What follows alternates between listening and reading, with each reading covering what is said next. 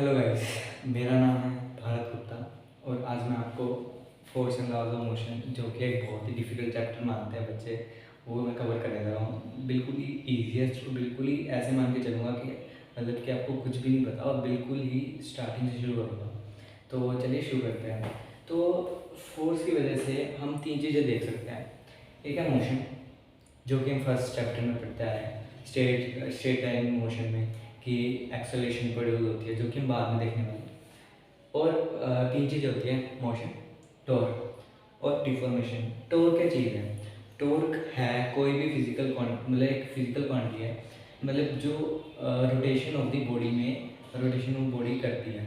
Torque की वजह से रोटेशन होती है। और डिफॉर्मेशन तो हमें बताइए, मतलब स्ट्रेस, इसे भी हम बाद में डील करेंगे, मैकेनिकल प्रॉपर्टीज़ में डील करेंगे। तो अभी हम force and laws of motion को देखते हैं। तो जब हम force and laws of motion को देखते हैं तो हमारे जो सबसे पहले हम पढ़ाते हैं वो है लॉज, न्यूटन लॉज। न्यूटन ने, हमें पता है 9th में हमने पढ़ा था, न्यूटन ने कितने लॉ दिए थे? न्यूटन ने 3 लॉ दिए थे। उनमें से जो सबसे फर्स्ट लॉ है, और जो सबसे फर्स्ट लॉ है हमारे पास है Newton first law of motion. उसे Newton first law of motion ही क्या देते हैं?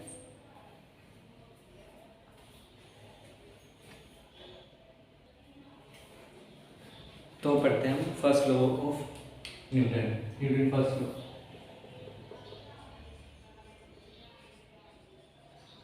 अब ये जो लॉ है ना, इसे लॉ ऑफ इनर्शिया भी कहते हैं। इसका मतलब क्या है? इसी एक डेफिनेशन समझ लेते हैं कि a body remains at rest until a force is applied, or a body remains in a constant velocity until a force is applied।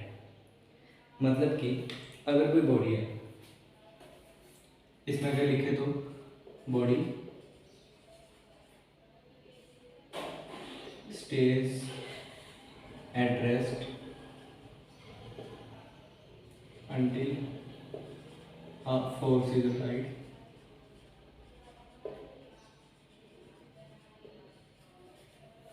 and body remains in constant velocity until a force is applied। ये इसे हम क्या कहते हैं? Law of inertia. अब इसका actually मतलब क्या है? डेफिनेशन तो सभी रेट देते हैं, इसको मतलब नहीं पता होता। तो अगर ये बॉडी है, मान लो ये मास है 15 kg का, वो रेस्ट पे है, सरफेस पे ऐसे रेस्ट पे पड़ा है, उस पर जब तक कोई फोर्स नहीं लगेगी उसकी वेलोसिटी जीरो है। उस पर कोई फोर्स नहीं लगेगी, जब तक उसकी कोई फोर्स नहीं लगेगी, उसे 15 न्यूटन मान लो फोर्स लगेगी, तब तक वो कोई एक्सेलरेशन नहीं रहेगा। तब तक जब तक 15 न्यूटन नहीं लगेगी तब तक वो रेस्ट में रहेगा, उसकी वेलोसिटी जीरो रहेगी।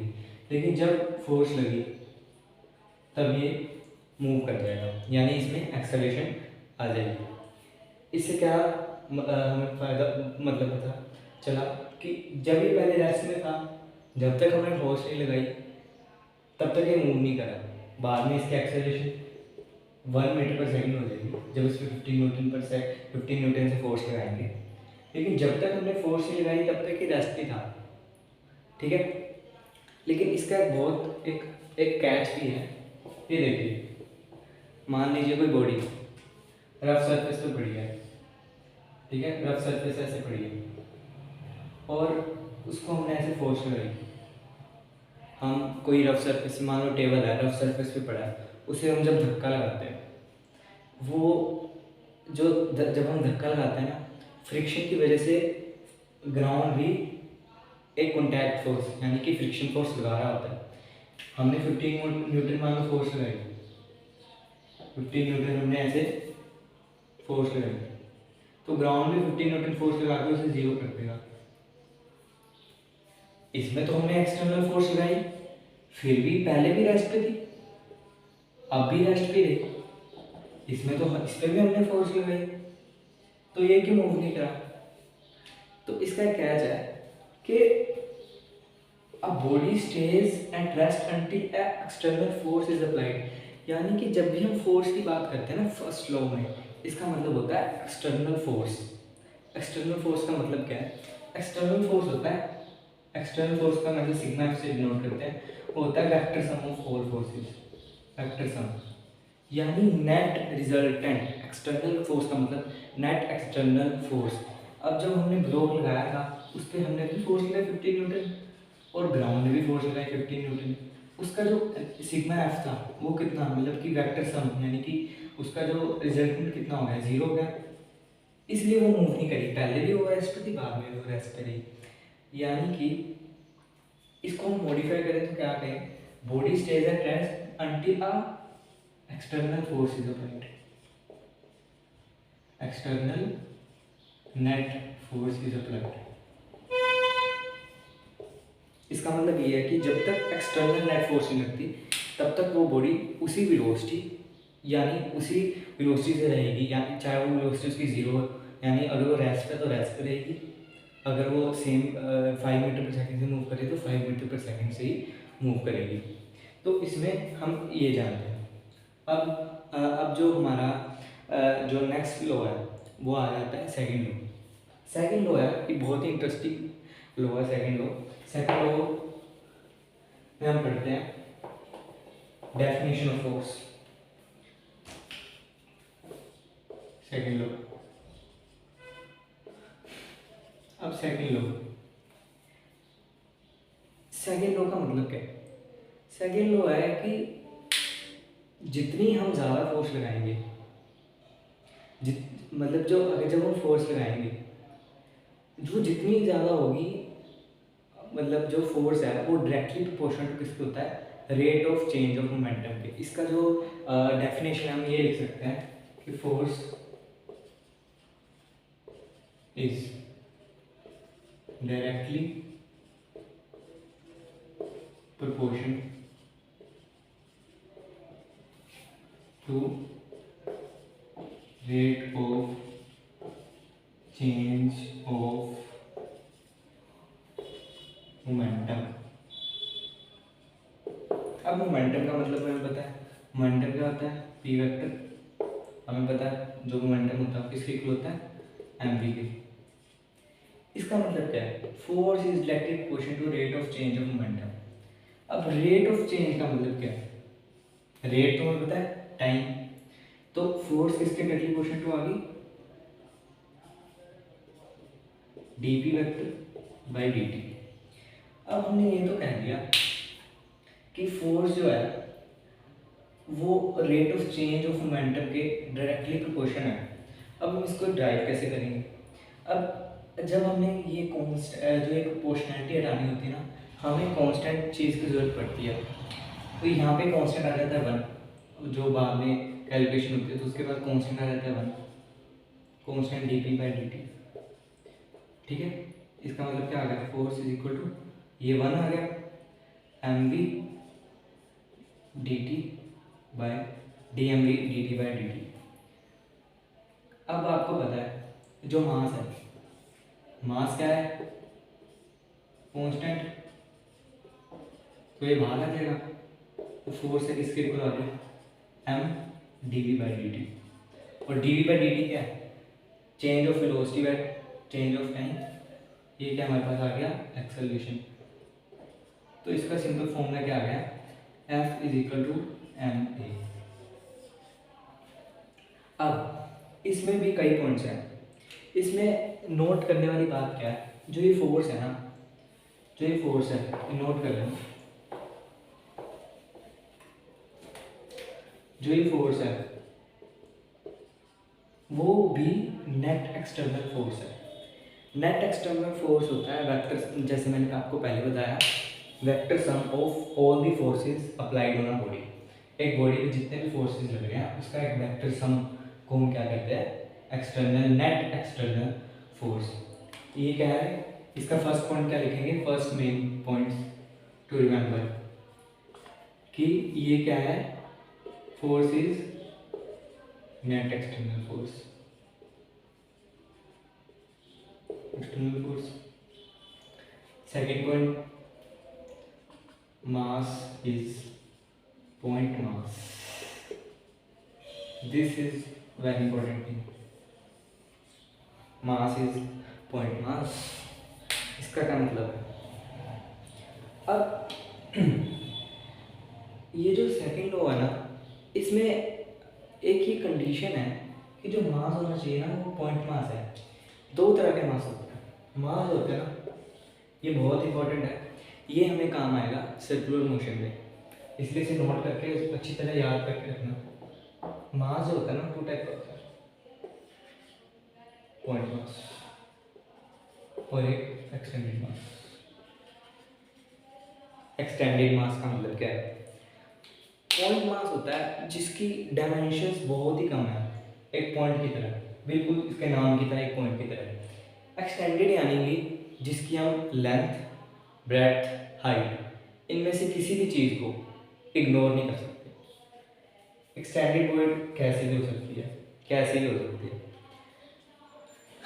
तो जो एक्सटेंडेड बॉडी है ना, एक्सटेंडेड बॉडी का जो मास होता है वो स्कैटर्ड होता है, लेकिन पॉइंट मास एक ऐसा मास होता है जिसमें सारा पॉइंट एक ही पॉइंट पे कंसंट्रेटेड होता है। हालांकि ऐसा कोई मास एक्चुअल में एग्जिस्ट नहीं करता, पर हम फोर्स यानी कि सेकंड लॉ ऑफ मोशन को पढ़ने के लिए, उसे स्टडी करने के लिए हर एक मास को पॉइंट मास लेंगे। तो जब भी आपके पास क्वेश्चन आए तो हमेशा पॉइंट मास कंसीडर करना है हर मास को। ये सर्कुलर मोशन और रोटेशन मोशन में बहुत काम आएगा, इसलिए इसको भूलना नहीं है, इसलिए मैंने इसे इम्पोर्टेंट भी मार्क कर दिया है।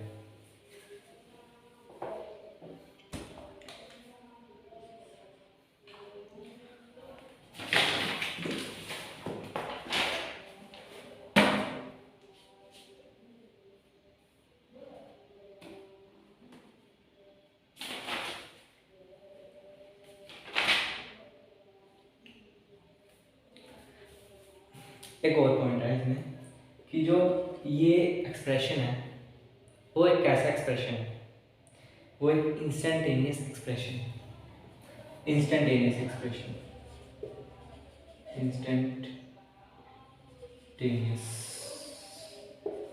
एक्सप्रेशन। अब ये बहुत एक ट्रिकी पॉइंट है, चलो इसे समझने के लिए एक नई डायग्राम बनाते हैं, साफ सी डायग्राम बनाते हैं, ये नोट कर लेना, ठीक है। मान लो एक ब्लॉक है, ठीक है, ब्लॉक है, इसको मैंने, ये 15 kg का, इसको मैंने 15 न्यूटन की फोर्स लगाई, 15 न्यूटन की फोर्स लगाई। अब मेरा हाथ मान लो ये इधर से ऐसे हम फोर्स लगा रहे हैं, मान लो कोई इधर ये एक बार है, इसको हम ऐसे धक्का लगा रहे हैं, इससे फोर्स लगा के ये ब्लॉक आगे जा रहा है। हम फोर्स लगाते गए लगाते गए लगाते गए लगाते गए, 15 न्यूटन फोर्स दिया। अब जो ब्लॉक आ गया वो इधर आ गया, है ना, और जो फोर्स लग रही है अब भी 15 न्यूटन लग रही है, समझे। अब इस ड्यूरेशन में, इस सारे डिस्टेंस में निकालो इसकी एक्सेलरेशन क्या आएगी, F F equal to m में होता है, तो एफ ए कितना आ गया, एफ बाई एम, यानी कि 15/15 कितना आ गया, 1 मीटर पर सेकेंड स्क्वायर। एक्सेलरेशन आ गई 1 मीटर पर सेकेंड स्क्वायर, यानी कि ये एक्सेलरेशन इस लेंथ तक 1 मीटर पर सेकेंड ही रहेगी। अब एक और सिनेरियो देखो, ये था केस वन, केस वन, इसमें देखो हमने क्या किया, इसे, इस ब्लॉक को बस एक बार के लिए स्ट्राइक किया ऐसे, थोड़ी बहुत इंस्टेंटेनियस फोर्स लगाई, ठीक है। मान लो बस इधर तक फोर्स लगाई इसे, इधर तक फोर्स लगी इसे, ये है 15 kg का, इधर तक हमने इसे फोर्स लगाई, उसके बाद इसे कोई फोर्स नहीं लगाई, इसे फ्रीली मूव किया, मान लो इधर तक मूव किया, ठीक है। हमने सिर्फ इंस्टेंटेनियस सिर्फ इतना डिस्टेंस तक, तो बहुत कुछ 0.1 सेकंड 0.2 सेकंड तक हमने फोर्स लगाई, इसे स्ट्राइक किया 15 न्यूटन फोर्स के लिए। तो इस डिस्टेंस के लिए इसकी एक्सेलरेशन कितनी होगी, 15/15 कितनी होगी, 1 मीटर पर सेकंड। लेकिन इस ड्यूरेशन के लिए ना इसकी एक्सेलरेशन 0 होगी। क्यों 0 होगी, क्योंकि इसके बाद इतने डिस्टेंस के बाद हमने फोर्स लगानी छोड़ दी। लेकिन केस 1 में देखो, ये केस 2 था हमारा, लेकिन केस 1 में हमने 15 न्यूटन जो है 15 न्यूटन फोर्स लगातार इतना डिस्टेंस तक लगाई। इसमें 15 न्यूटन बस थोड़े डिस्टेंस के लिए लगाई और बाद में हमने इसे खुला छोड़ दिया, इसकी एक्सेलरेशन होगी 0। इससे हमें क्या पता चलता है कि जब तक हमने फोर्स लगाई तब तक ही इसमें एक्सेलरेशन थी। इधर तक हमने इधर तक फोर्स लगाई, इतने डिस्टेंस तक फोर्स लगाई इसमें, तो इसमें एक्सेलरेशन 1 मीटर पर सेकंड रही, स्क्वायर रही, 1 मीटर पर सेकंड स्क्वायर रही। लेकिन इसमें ये सिनेरियो अलग था, इधर तक लगाई, इतने डिस्टेंस तक लगाई, तो इसमें एक्सेलरेशन कितनी हुई, 1 मीटर पर सेकंड स्क्वायर। बाकी जगह एक्सेलरेशन कितनी हुई, 0। That's the meaning of instantaneous force या इंस्टेंटेनियस एक्सप्रेशन। यानी कि जब तक फोर्स लग रही है तब तक ही आप ये फॉर्मूला लगा सकते हो, F=ma वाला। ठीक है, ये नहीं कि हमने 15 न्यूटन में स्ट्राइक किया, बाद में हम इस पर फोर्स लगा, इसका वो लगा रहे हैं, एक्सप्रेशन लगा रहे हैं, और हम एक्सेलरेशन निकाल रहे हैं भाई 1 मीटर पर सेकंड लगातार ही निकाल रहे हैं, इन दोनों में एक्सेलरेशन सेम है। ऐसा नहीं होगा, ये तो कंटिन्यूसली इंक्रीजिंग स्पीड से मूव करता रहेगा। इसको हमने स्ट्राइक किया, अगर फ्रिक्शन हुई तो ये वापस आ जाएगा ऐसे, यानी कांस्टेंट वेलोसिटी से मूव करता रहेगा। अगर फ्रिक्शन हुई तो ये रुक जाएगा, लेकिन इसमें कंटिन्यूस फोर्स लग रही है। इसका मतलब क्या है कि हम ये जो एक्सप्रेशन है ये इंस्टेंटेनियस लगा सकते हैं, यानी कि जब तक फोर्स लग रही है सिर्फ तब तक ही हम एक एक्सप्रेशन एज अ एक्सेलरेशन निकाल सकते हैं। उसके जब फोर्स नहीं लग रही, तब जब फोर्स नहीं लग रही, नेट एक्सटर्नल फोर्स नहीं लग रही, तो एक्सेलरेशन भी 0 हो जाती है। तो ये बहुत ही इंपॉर्टेंट और समझने वाला पॉइंट था। और नेट एक्सटर्नल फोर्स मैंने आपको बताया ये क्या होता है, उसका जो मेन पॉइंट, एक और पॉइंट ये है कि नेट एक्सटर्नल फोर्स क्या होता है,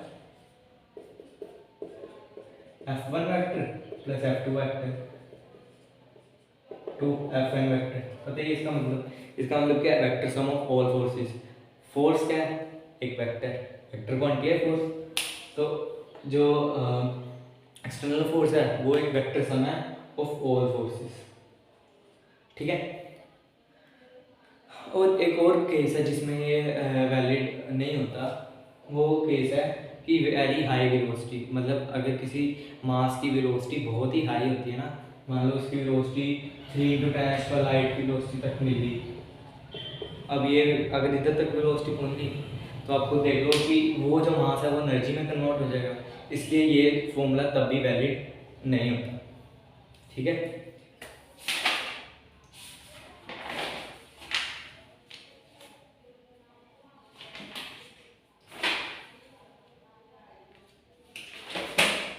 अब आती है इसके प्रैक्टिस की। हम एक क्वेश्चन प्रैक्टिस करेंगे, 2-3 क्वेश्चन प्रैक्टिस करके देखते हैं और देखते हैं इसकी इसके बाद आपको क्या समझ आता है। उसके बाद हम अगला टॉपिक जो है थर्ड लो, और उससे पहले हमने एक इम्पोर्टेंट फोर्स जो कि होती है सूडो फोर्स और नॉर्मल रिएक्शन, वो बहुत ही इंपॉर्टेंट चीज़ है, वो हमने थोड़ा सा पहले डिस्कस कर लेंगे, उसके बाद फोर्सेज में डिस्कस कर लेंगे।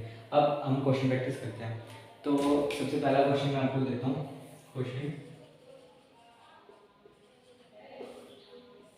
ये है ब्लॉक, इस पर हमने लगाई 40 न्यूटन फोर्स। ठीक है, और ये 4 kg का है। इस पर जो फ्रिक्शन फोर्स लग रही है वो 36 न्यूटन। ठीक है, 36 न्यूटन इस पर फ्रिक्शन फोर्स लग रही है, 36 न्यूटन। अब आपको निकालना है इसकी एक्सेलरेशन कितनी है। पॉज करके आप जल्दी से कर सकते हैं, करो।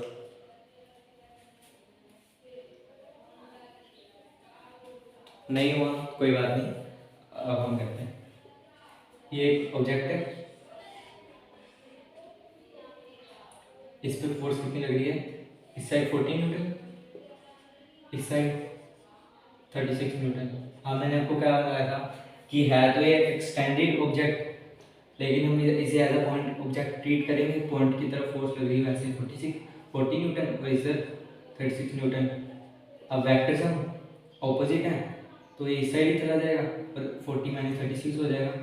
इतना तो पता है ना, 180 पे वेक्टर माइनस होते हैं। अब हमारे पास क्या आ गया, net force, net external force कितनी आ गई, 4 न्यूटन। ये फोर्स थी और ये नेट एक्सटर्नल फोर्स थी, इन दोनों में बहुत फर्क है, मैंने आपको पहले भी क्लियर कर दिया। अब नेट एक्सटर्नल फोर्स से हम क्या निकाल लेंगे, इसकी एक्सेलरेशन। एक्सेलरेशन कितनी आ गई, एक्सेलरेशन कितनी आ गई, सिग्मा एफ बाय एम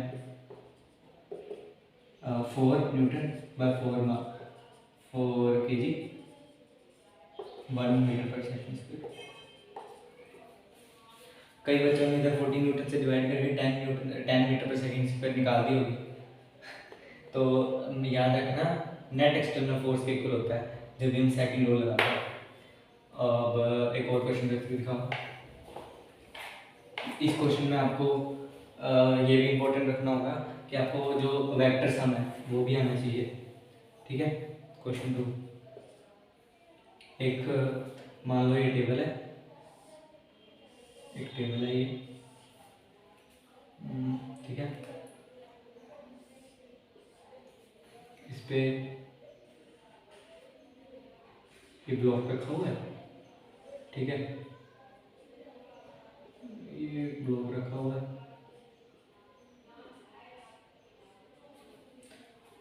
ठीक है।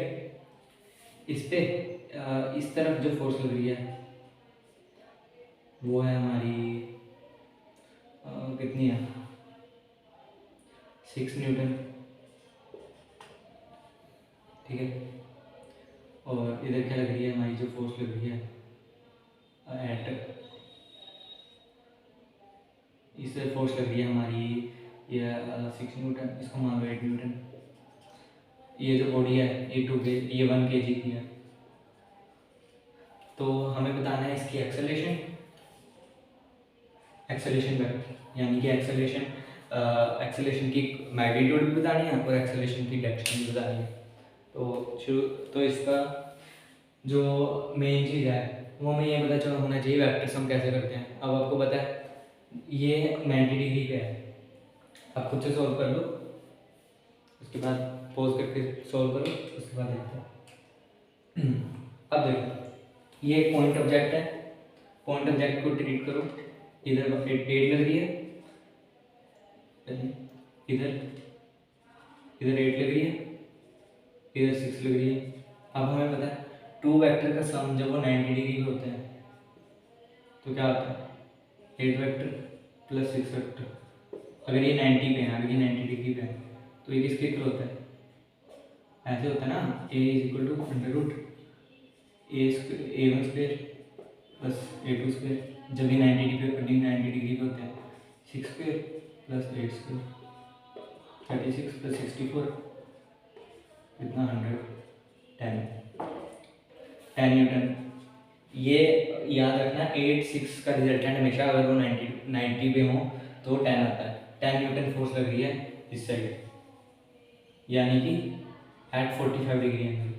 ये 45 डिग्री है, वो 60 मत मान लेना, ये मैंने इसे ऐसी टेबल दिखाने के लिए ऐसा एंगल बनाया, लेकिन है ये 90, ठीक है, ऐसे ये है ये 90। जैसे जब भी आप स्क्वायर देखते हो, अगर ये कॉपी है इसे हम देखते हैं ऐसे, ये है तो 90 पर हमें तो इतना 90 नहीं दिखता, हमें 90 से कम एंगल दिखता है, वैसे ये 90 है तो ये इधर 10 न्यूटन फोर्स लगी है। इस पे सिग्मा एफ कितना आ गया, 10 न्यूटन। सबसे पहले ना सिग्मा एफ यानी कि नेट एक्सटर्नल फोर्स निकालनी है, उसके बाद हमने निकाल देना सेकेंड लो लगाओ, एफ इज इक्वल टू हमने एक्सेलरेशन कितनी आ गई 10/1 kg 10 मीटर पर सेकेंड स्क्वायर, ठीक है। तो ये ध्यान रखना कि जब भी हमने सोल्व करना है वो हमेशा एक्सटर्नल फोर्स से करना है। तो यही फ़र्क होता है ऑब्जेक्टिव और सब्जेक्टिव में। अगर आप नीट वगैरह की तैयारी कर रहे हो, नीट जेईई की तैयारी कर रहे हो, तो आपको ये ध्यान में रखना होता है कि वहाँ पे कई सारे ऑप्शन ऐसे होते हैं जो 8 से कई बार आंसर निकाल देते हैं, कई बार वो 6 से आंसर निकाल देते हैं, लेकिन जो ट्रू जिसने पढ़ा होता है वो उसे पता होता है एक्सटर्नल फोर्स से ही आंसर निकलेगा, ना कि कोई जो ये परपेंडिकुलर फोर्स है इनसे निकलेगा। रिजल्टेंट से हमेशा आंसर निकलता है, ठीक है। और एक और क्वेश्चन करते हैं।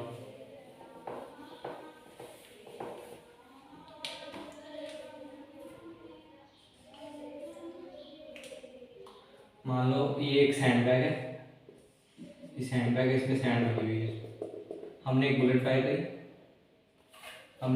करी 10 मीटर पर सेकंड से, ठीक है। और ये 10 मीटर जाके रुक गई। अगर इसका मास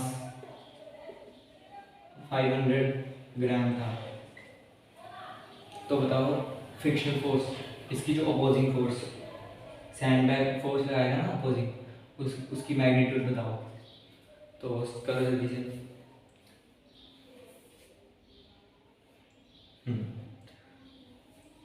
तो सबसे पहले इंपॉर्टेंट बात, एक्सटर्नल फोर्स क्या चीज़ है। एक्सटर्नल फोर्स जो है इसमें, अब इसमें देखो कोई फोर्स एक्स्ट्रा नहीं लग रही, इधर से कोई फोर्स नहीं लग रही। जब ये बुलेट रिलीज होगी ना गन से, गन इस पर कोई फोर्स नहीं लगा, और कोई इस पर कोई भी एमओ, मतलब जो इसके अंदर जो बारूद होता है उसके अंदर जो एमओ होता है वो कोई फोर्स नहीं लगा रहा। फोर्स इस पर सिर्फ अब इसकी वेलोसिटी को अपोज करने के लिए फोर्स इस पर सैंड बैग लगाएगा, अपोजिंग फोर्स, ठीक है। फोर्स इधर लगेगी, अपोजिंग फोर्स कितनी होगी वो हमें फाइंड करनी है। तो सबसे पहले अपोजिंग फोर्स फाइंड करने के लिए हमें एक्सेलरेशन फाइंड करने पड़ेगी। अपोजिंग एक्सेलरेशन कितनी है, अपोजिंग एक्सेलरेशन कैसे निकलेगी। हमें पता स्टेट एंगल मोशन में v square minus u square is equal to 2s। v इधर जाके रुक जाती है, यानी ये 10 मीटर है, डिस्टेंस करके रुक गई, v 0 हो गया। 0 माइनस u कितना था 10 का square is equal to 2a और s कितना आ गया 10, यानी कि 100 v square by 2 into 10 equal acceleration, यानी एक्सेलरेशन कितनी आ गई 100 बाई 25।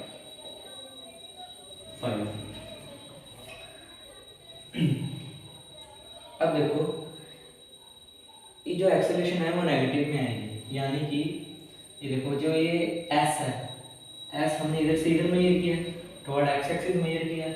अगर ये पॉजिटिव ले रहे हैं हम, ठीक है, उधर जाके नेगेटिव हो जाएगा, इस वजह से इसे हम नेगेटिव लेंगे, यानी कि जो फोर्स है एक्सेलरेशन है वो नेगेटिव में आएगी। अब एक्सेलरेशन जो है वो नेगेटिव में आ गई, एक्सेलरेशन कितनी आ गई -5 मीटर पर सेकंड स्क्वायर। हमें मास इसका गिवन ही है 0.5 kg। अब ऑपोजिंग फोर्स कितनी आ गई 2.5 न्यूटन, ठीक है, यानी इस पर 2.5 न्यूटन की फोर्स अपोजिंग लग रही होगी। जब वो सैंड बैग में होगा उस पर कंटिन्यूस फोर्स अपोजिंग लग रही होगी। अब बाकी का जो नॉर्मल होता है, नॉर्मल फोर्स होती है, और जो वेट में ये मशीन होती है वो कैसे काम करती है वो हम आगे देखने वाले हैं। और इससे भी इम्पोर्टेंट, इसके क्वेश्चन प्रैक्टिस कर सकते हो आप कहीं से भी, अगर आप जहाँ से भी क्वेश्चन प्रैक्टिस कर सकते हो। वैसे भी मैं बहुत ही जल्दी गिव अवे करने वाला हूँ, जो नीट प्रैप का जो क्वेश्चन बैंक होता है मैं उसका गिव अवे करने वाला हूँ, फिजिक्स केमिस्ट्री और बायो का, तो उससे भी आप प्रैक्टिस कर सकते हो। एक्चुअली मैं अपनी अगर इंट्रोडक्शन दूँ तो मेरा नाम भारत गुप्ता है, और मैंने भी नीट 2023 में 666 स्कोर किया है। और मैं आपको बहुत हेल्प करूँगा आगे अपनी आपकी फिजिक्स केमिस्ट्री और बायो को इंक्रीज करने में, आपकी उसको लेवल बूस्ट करने के लिए। तो it's my first video, okay bye. Not forget to subscribe my channel and like this video. अगर आपको कंसेप्ट समझ आया, तो नहीं समझ आया कमेंट में बता देना कि आपको किस चीज़ में प्रॉब्लम आई, और अगर कौन सा टॉपिक चाहिए वो भी बता देना। मैंने +1 +2 का कोई भी टॉपिक आप कहोगे मैं वो एक्सप्लेन करके वीडियो बना दूँगा। So thank you for watching.